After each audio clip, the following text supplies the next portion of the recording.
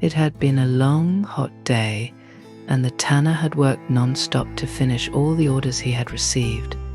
As sunset approached, he felt more exhausted than usual. All he wanted was to go home, get a bite to eat, then lie down for an extended sleep. He locked up the tannery and began his long walk home. But as he was utterly drained, he uncharacteristically took a wrong turn and ended up in the perfume section of the bazaar.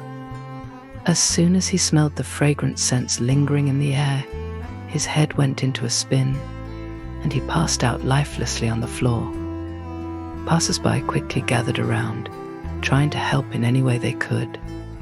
One rubbed his stomach gently while another sprinkled rose water on his face so that he would breathe in the heavenly scent.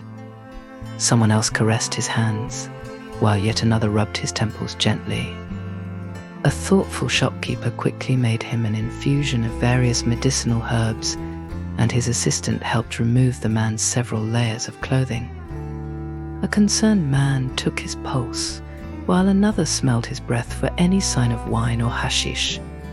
Others stood around wondering how he could remain alive while looking so completely inanimate. Eventually they discovered who he was and sent for his relatives. He had an astute brother who lived not far from the bazaar, and once he heard what had happened, he wasted no time getting to the scene. On the way, he quietly gathered a small heap of dog feces in the handkerchief that he always carried in his pocket.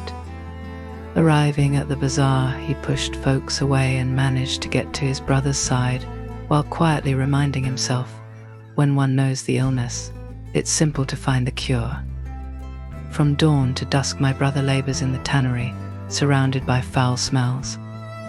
When one falls ill, his only cure is that to which he's addicted. He's become sick because he's been exposed to the unfamiliar. His cure is dog shit, not rose water. Unwilling to let the crowd discover what the actual cure was, the brother gently scattered the onlookers away from the supine tanner while expertly drawing the handkerchief out of his sleeve and shoving it toward his brother's nose. As he bent over him, pretending to be whispering in his ear, he let him breath in the foul odor for a few minutes. Slowly, the tanner opened his eyes and began to move his limbs. People gasped in awe, thinking that the brother had used magic to bring the tanner back from the dead. Little did they know that the magic was nothing more than what the tanner was already quite used to, a foul stench.